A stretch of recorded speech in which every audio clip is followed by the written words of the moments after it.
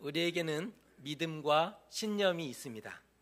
우리 모두에게는 믿음과 또 우리가 굳게 지키고 있는 신념이라는 것이 있는데, 이것은 가장 잃고 싶지 않은 그러한 것 중에 하나입니다. 잃어버리고 싶지 않은 것 중에 하나, 그게 우리의 믿음이고 신념이죠. 그런데 그것이 무너질 때는 정말 큰 일이 생겨버린 거예요.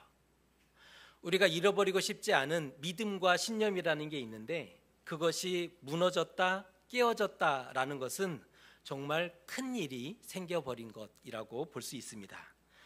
여러분이 믿고 있고 확신하고 자신했는데 알고 보니 가짜라면 그것은 큰 충격이 될 수밖에 없을 겁니다. 그런데 에스겔의 시대를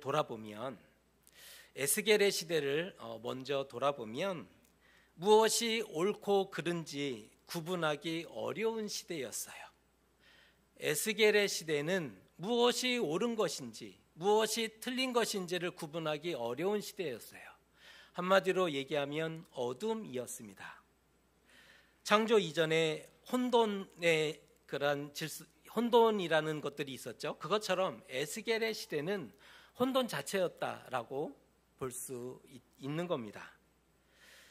선지자라며 말씀을 선포하는데 전부 비겁한 배신자들의 변명처럼 들려와요. 그러니까 어둡고 캄캄한 시대예요. 선지자라며 말씀을 선포하는데 전부 비겁한 배신자들의 변명처럼 그렇게 선포가 되는 겁니다. 아니, 하나님의 백성답게 당당히 싸우다가 죽을 수는 없겠는가? 이스라엘이여, 너희는 하나님의 백성이다. 일어나 하나님을 위해 싸우자. 이 가오라는 게 있어야 되지 않습니까? 그렇게 좀 외쳐줘야 되는 거 아니겠습니까? 잘 모르겠어요. 에스겔의 시대는 어느 목소리가 참인지 어느 목소리가 거짓인지 잘 모르는 시대입니다. 오늘은 우리가 읽은 이 본문의 말씀을 통해서 누가 하나님의 백성인지를 다시 한번 생각해보는, 정리해보는 그런 시간을 가져보려고 합니다. 하나님의 백성의 조건이라는 주제를 가지고 함께 묵상하려고 합니다. 유다 나라는 남유다죠. 유다 나라는 성전 보유국입니다. 성전을 가진 나라. 이게 어떤 의미로 다가오냐면 하나님의 거처, 하나님의 집인 성전이 있는 한 무너지지 않는다라는 믿음을, 굳은 믿음을 갖고 있는 그런 나라였다는 거죠. 하나님의 성전이 있는 한 예루살렘은 무너지지 않습니다. 그게 믿음이었습니다. 왜냐하면 하나님이 지키시는 산성이기 때문이죠. 하나님이 지키시는 바위예요. 산성, 바위, 방패, 하나님이 지키신다는 거예요. 결코 무너질 수 없습니다. 그 누구도 의심하지 않는 믿음, 그것이 남유다 사람들에게 있었습니다. 게다가 그 백성된 자라면, 하나님의 백성이라면 강대한 적이 쳐들어왔다고 칼을 버리고 도망하거나 항복한다는 것은 있을 수 없는 거죠. 하나님의 백성인데 적들이 쳐들어왔다고 해서 어떻게 칼을 버리고 도망할 수 있단 말입니까? 최후 항쟁을 벌였던 로마 시대 마사다에서 그들은 마지막 한 명까지 싸웠거든요. 로마 군대를 향해. 예루살렘은 마찬가지입니다. 하나님의 백성인데 하나님을 위해서 싸워야지 어떻게 칼을 버리고 도망할 수 있겠는가? 마지막 한 명까지 끝까지 싸우는 것이 맞습니다.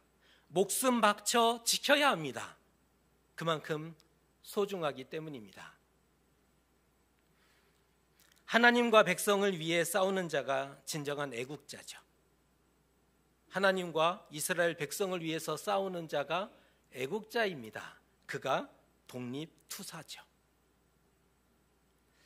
하지만 바벨론의 군대가 진격해 오자 바벨론의 군대가 예루살렘을 포위하자 예레미야가 크게 외치기 시작합니다. 예레미야 선지자의 얘기를 먼저 조금 해드리려고 하는데, 바벨론의 군대가 예루살렘을 둘러싸자 예레미야가 선포합니다. 항복하라, 싸우지 말라, 포로가 되라. 예레미야 메시지의 핵심입니다. 이스라엘이여 항복하라. 이스라엘이여 칼을 들고 싸우지 마라. 칼을 내려놓고 포로가 되거라. 도무지 들어줄 수 없는 매국의 말을 쏟아놓는 거예요. 그러니 예레미야가 손가락질 당할 수밖에 없죠. 그러니 뺨을 맞고 옥에 갇히고 착고에 채워지고 종국에는 유다인의 손에 이끌려 애굽에 끌려가서 그곳에서 순교하지 않습니까?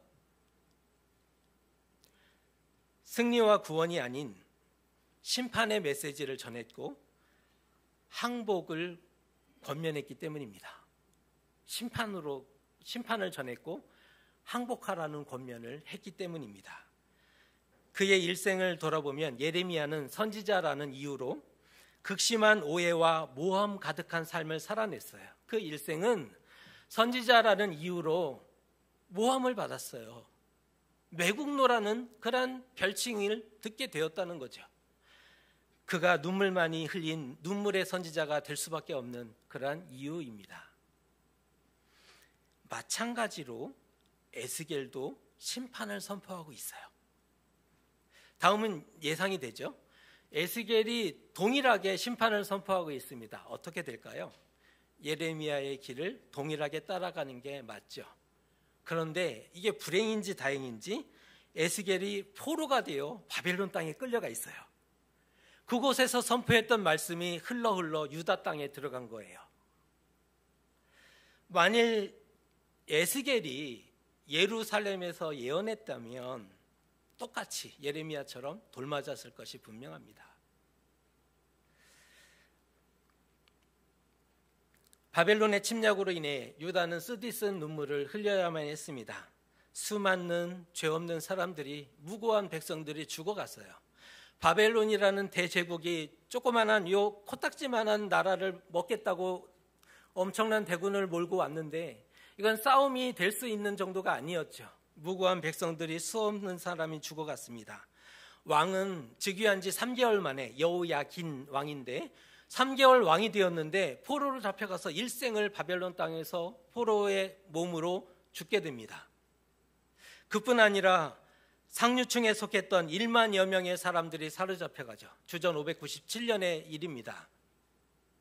배웠던 사람들, 귀족들, 반역의 어떤 이런 것들을 제거하기 위해서 무기 만드는 자들 다 잡아서 1만 명의 사람을 끌어가고 쓸모없는 사람이라고 판단되는 사람들은 죽이거나 그냥 놔뒀다는 거예요. 기가 막힌 일을 유다 나라는 경험할 수밖에 없었던 거죠.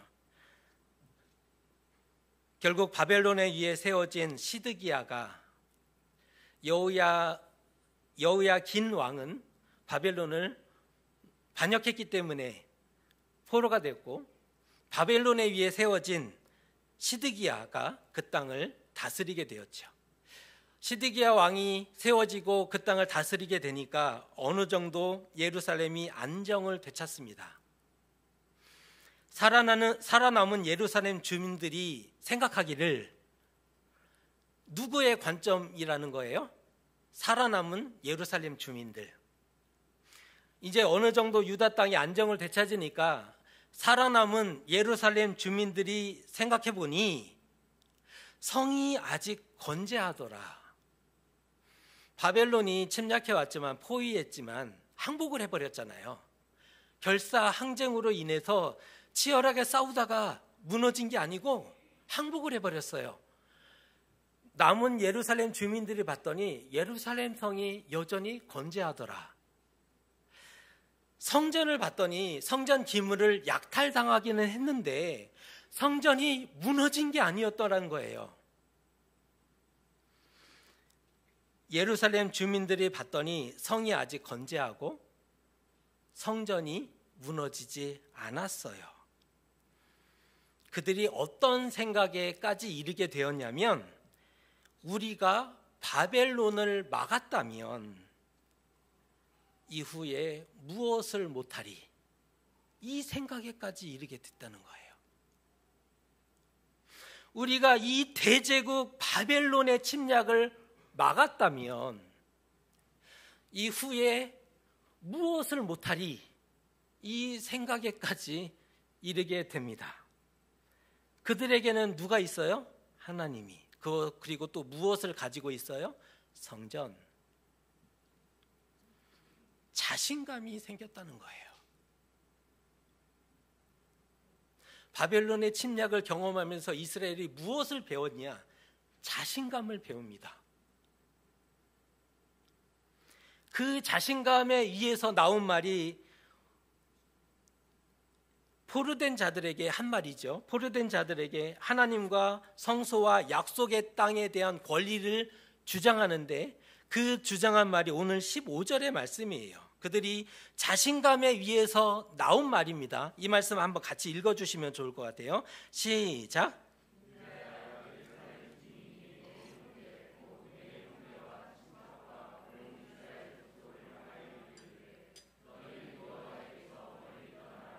이 땅은 우리에게 주어 기업이 되게 하신 것이라 하였나니. 15절의 말씀을 잘 보시면 예루살렘 주민이, 그들이 지금 한 얘기예요. 내 형제, 지금 요 내 형제는 그 에스겔을 얘기하는 거죠. 에스겔과 그 형제와 포로로 끌려간 자들을 대해서 얘기하는데, 자신들은, 예루살렘 주민들의 말이죠, 자신들은 구원받고 살아남았어요. 자신들은 살아남았어요. 여전히 예루살렘에 거주하죠. 그리고 성전을 지키고 있어요. 이것만 봐도 우리는 무죄하다는 명백한 증거다라고 판단합니다.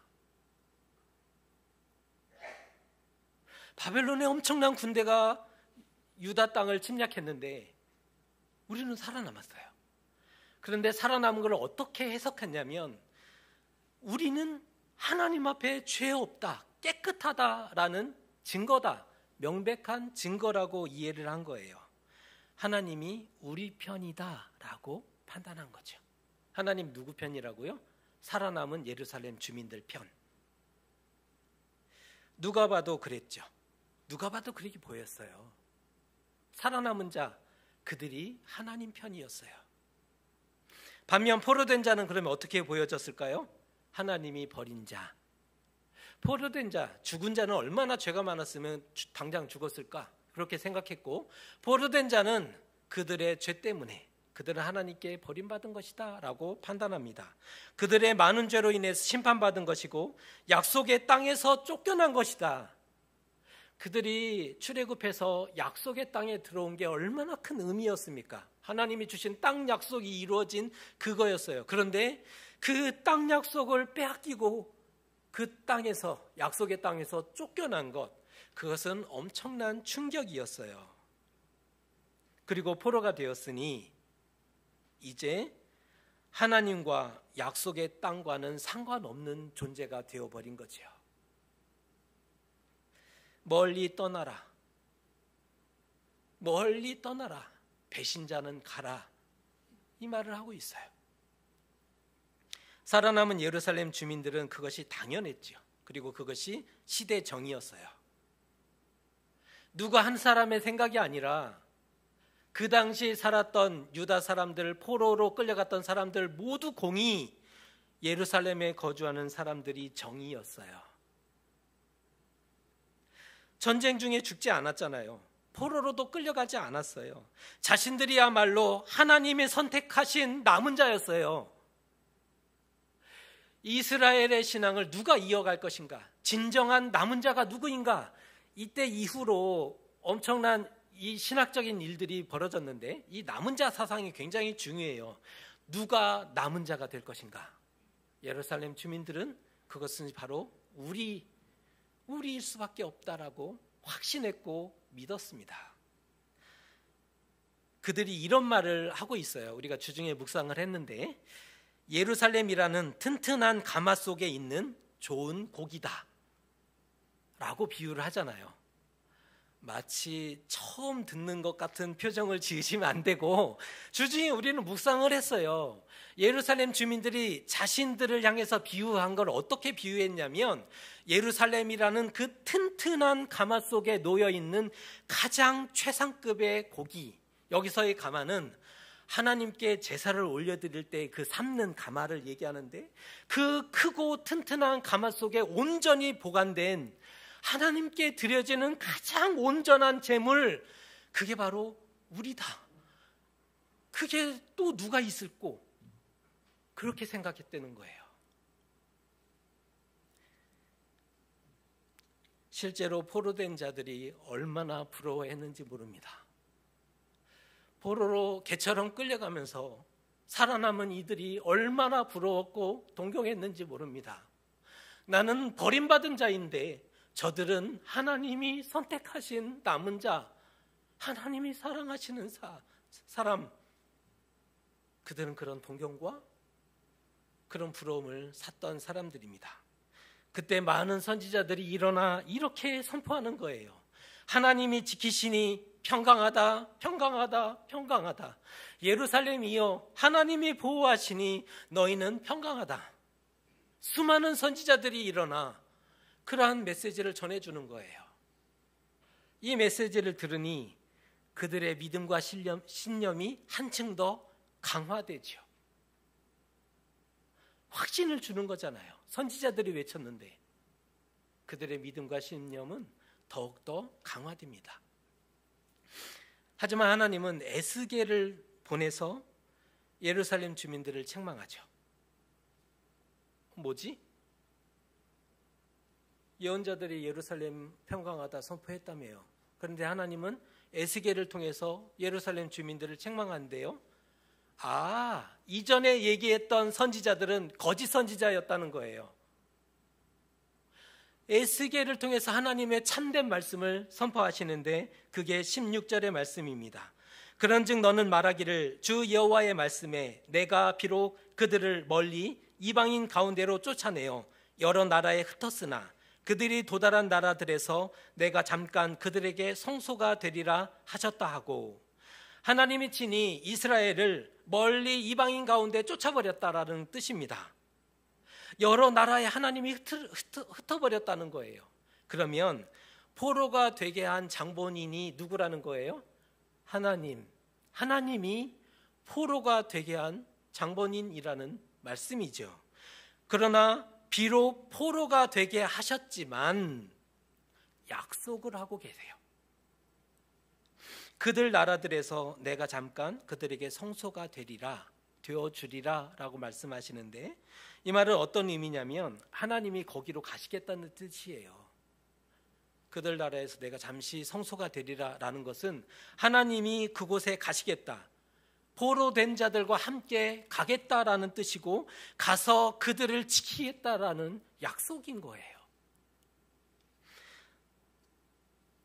그러면서 하나님의 원대한 계획을 선포하시죠. 원대한 계획을 알려주시는데, 마침내 그들을 만민 가운데서 모을 것이며 흩은 여러 나라 가운데서 모아서 이스라엘 땅을 그들에게 주리라 라고 선포하십니다.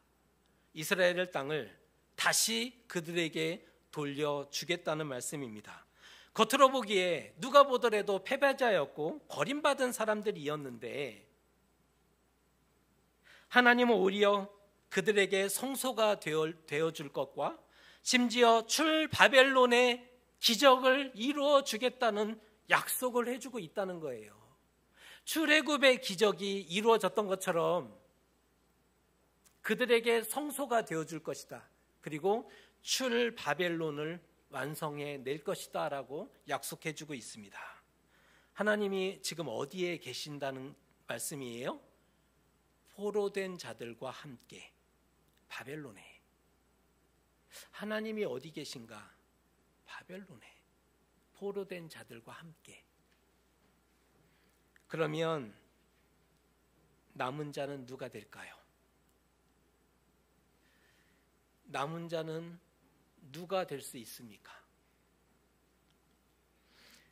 포로 되었으나 출바벨론하여 돌아온 자들이 이스라엘의 정통성을 이어받은 참된 남은 자가 되는 겁니다. 그런데 그 중대한 사실을 예루살렘 주민들만 알지 못하고 있어요. 이게 문제죠. 그 중요한 일을 예루살렘의 남은 자들은 알지 못하고 있어요. 그런데 예루살렘의 남은 자들은 어떤 생각을 가지고 있어요? 예루살렘을 하나님이 지키실 것이다. 우리는 참된 남은 자다라고 생각하고 있다는 거예요. 철석같이 믿었는데 그게 아닌 게 되어버립니다. 정말 목숨 바쳐 지켰는데 그게 아닌 게 되고 있어요. 왜 이런 말도 안 되는 결과를 낳았을까요? 왜 이런 안타까운 결과를 가져왔을까요? 이유가 있죠. 그들은 바벨론 포로가 되라는 하나님의 말씀을 거역하죠. 바벨론 포로가 되라, 그게 참말이었는데, 하나님의 음성이었는데 그 바벨론 포로가 되라는 말을 거역하고 끝까지 자신의 믿음과 신념을 포기하지 않아요. 구분하셔야 됩니다. 하나님을 버리고 자신의 믿음과 신념을 붙잡아요. 이거 구분하셔야 돼요. 하나님을 버려요. 그리고 무엇을 붙잡아요? 자신의 믿음과 신념을 붙잡아요. 그게 가능한가? 가능합니다. 하나님을 버려요. 그리고 자신의 믿음과 신념을 붙잡죠.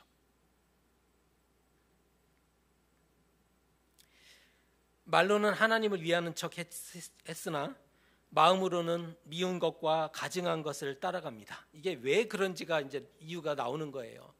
말로는 하나님을 위하는 얼마나 그 말이 예쁘고 귀합니까? 그런데 삶으로는, 그들의 마음으로는 미운 것과 가증한 것을 따라갑니다. 실제 그들은 하나님의 성전을 기물이 약탈당해서 빈 그곳에 우상들로 가득 채우고 가증한 것들로 가득 채우기 시작해요. 성전 기물이 약탈당했으니까 빈 곳이 있잖아요. 그 빈 곳에 무엇으로 채우느냐? 우상들로 채웁니다.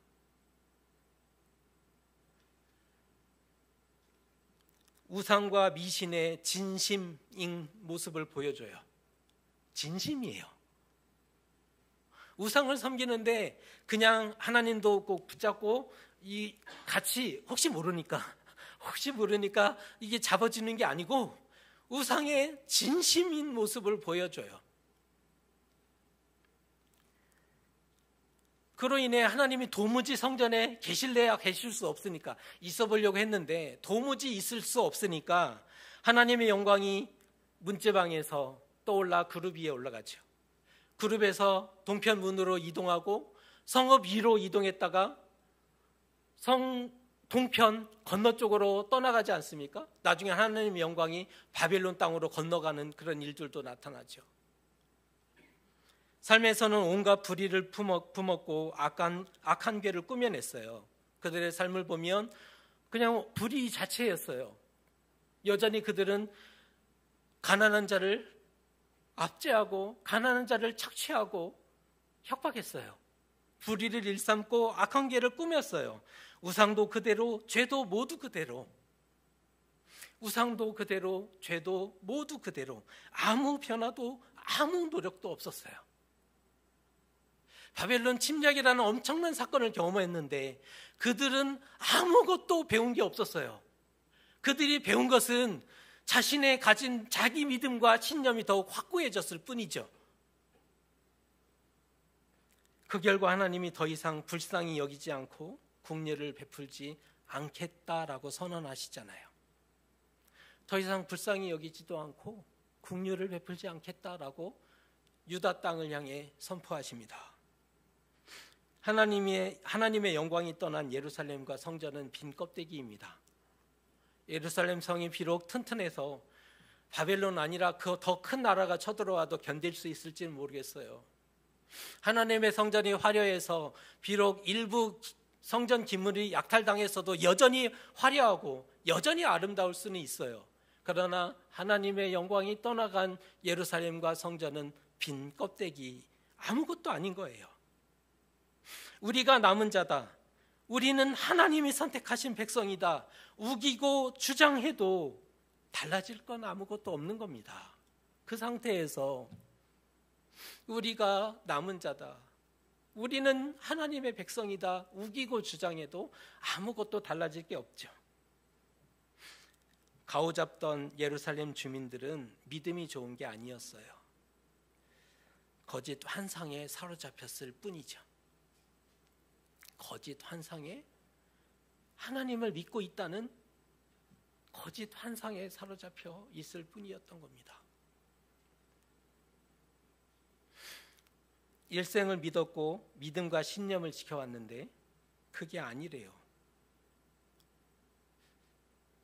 일생을 믿었어요. 이게 믿음이라고. 일생을 하나님을 섬기는 것이라고 생각하고 걸어왔는데 아니래요. 그게 가짜라면, 하나님이 거기 안 계신다면, 걸어왔던 나의 삶의 자취에 하나님은 단 한 번도 안 계셨다면 그때는 어떻게 하면 좋을까요? 나는 하나님을 믿는다고 생각했는데 지금 예루살렘 주민들은요, 그 믿음이 얼마나 뜨거웠는지 몰라요. 하나님을 믿는다 생각했잖아요. 성전을 가지고 있다니까요. 우리도 마찬가지죠. 일생을 하나님을 믿는다 생각했어요. 이게 믿음이라고 생각했어요. 그런데 거기에 하나님이 안 계신데요. 어떻게 하면 좋을까요?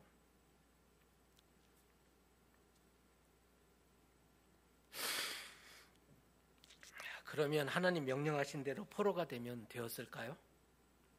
그런데 이상한 것은 포로가 되었다고 해서 모두가 되돌아온 것은 아니었다는 거예요. 이상하죠? 많은 이들이 1차, 2차, 3차 포로로 끌려갔어요. 근데 돌아올 때는 소수가 돌아와요. 거기서도 거짓 선지자의 말을 여전히 따라가는 사람들이 있었더라. 듣기에 좋은 말을 여전히 따라가는 사람들이 있었다는 거예요. 예루살렘의 남은 자들도 거짓 선지자의 말에 힘입어서 자신의 믿음이 옳은 것처럼 생각했지만, 바벨론 땅에 포로로 끌려간 사람 중에서도 거짓 선지자의 말을 곧이곧대로 믿고 살아간 이들이 많았다는 거예요. 그 땅에 우상을 따라가는 사람들이 많았어요. 유다 땅, 요 전라도 정도 요 대여지는 남유다로 나눠졌으니까 남북도 그 중에 하나 정도 사이즈예요. 요 코딱지만한 요 땅에서 살다 바벨론에 갔더니 이거는 사이즈가 달라요. 그들의 우상은 우리가 얘기하는 요만한 우상이 아니라 그들의 신이죠. 요만했던 여호와 신이 아니라 어마어마한 그러한 신으로 다가와요. 감히 거역할 수 없는. 그들의 우상을 따라가는 사람들이 많아집니다.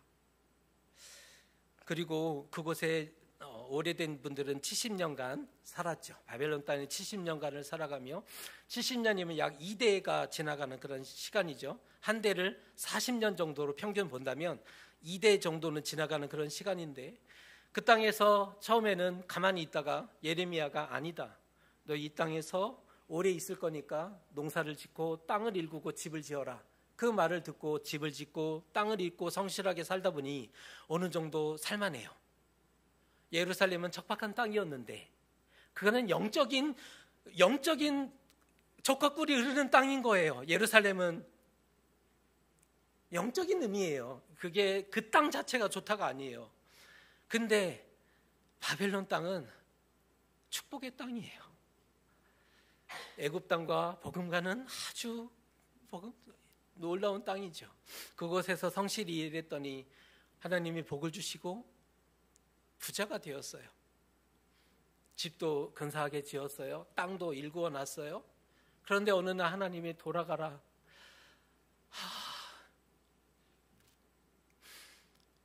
돌아가라 음성을 듣고 돌아온 소수가 있었지만 대부분의 사람들은 그 땅에 남아버립니다. 세상으로 가죠.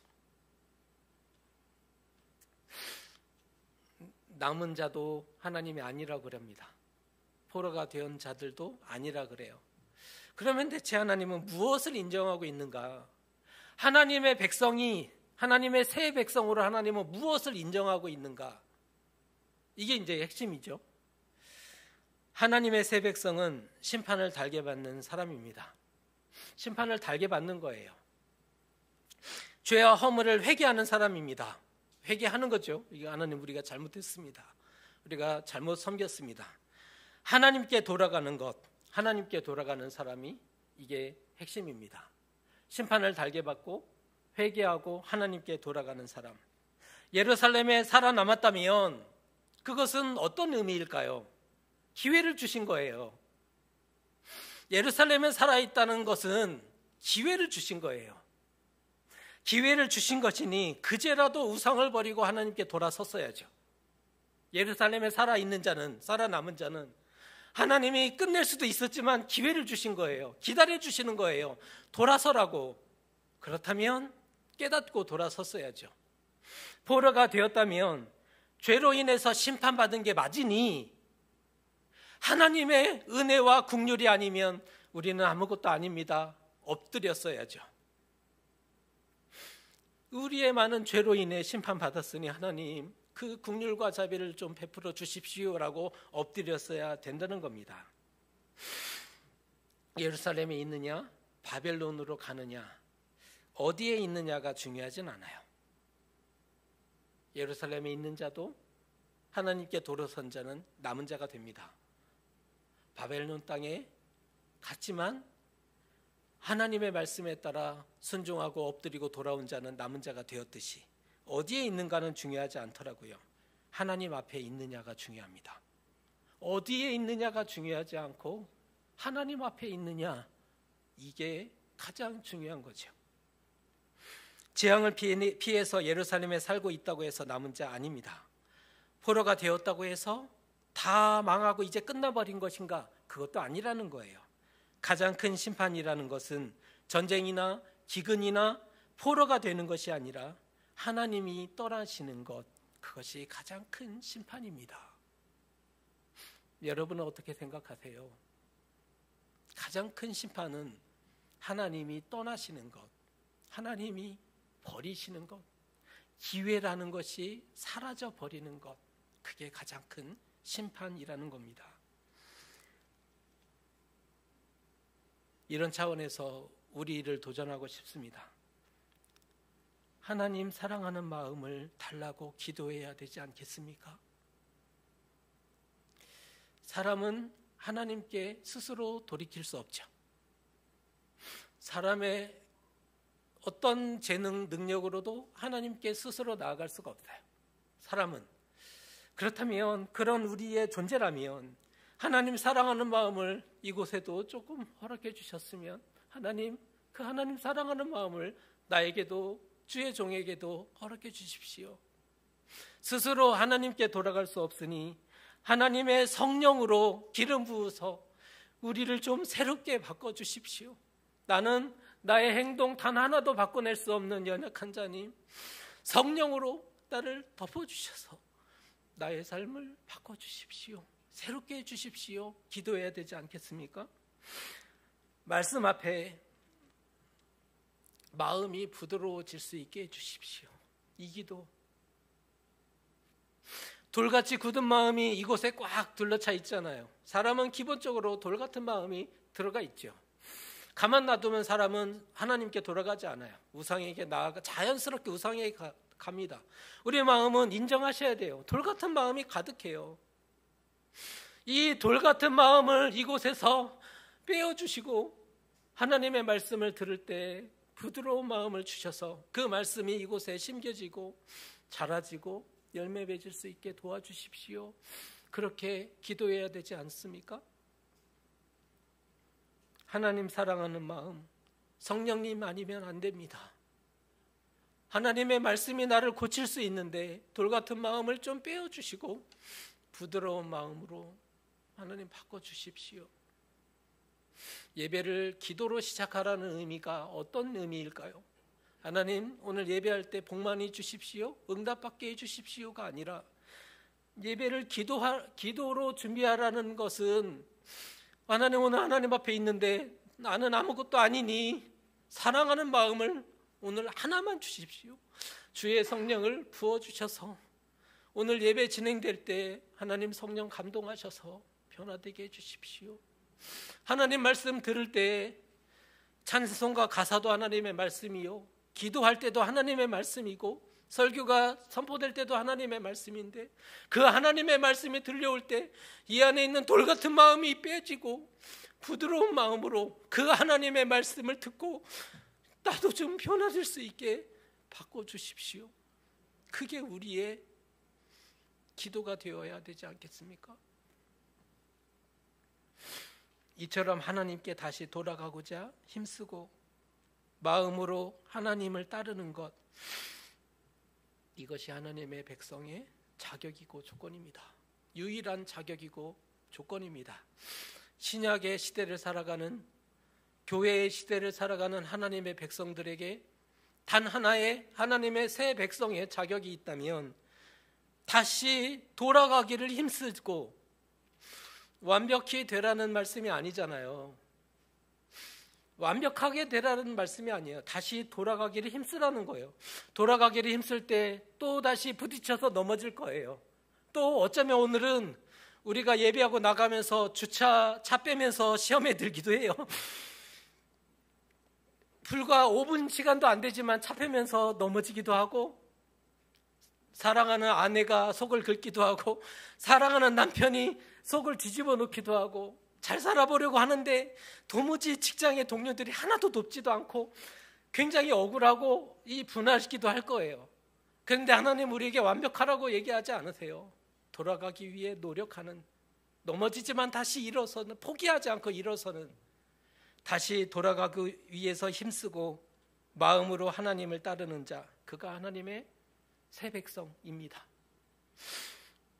마음을 표현하는 게 중요합니다. 비록 죄로 인해서 책망도 하실 거예요. 우리는 연약한 존재이기 때문에 여전히 죄 가운데 속해 있죠. 책망도 하실 겁니다. 또 하나님이 때로는 분노도 보여주실런지 모르겠습니다. 그럼에도 하나님 앞에 돌이키고 마음으로 따르는 자에게 하나님이 약속하고 있습니다. 너희는 내 백성이 되고 나는 너희의 하나님이 되리라. 그들에게 주신 말씀이에요. 돌아서고자 몸부림치는 사람들에게.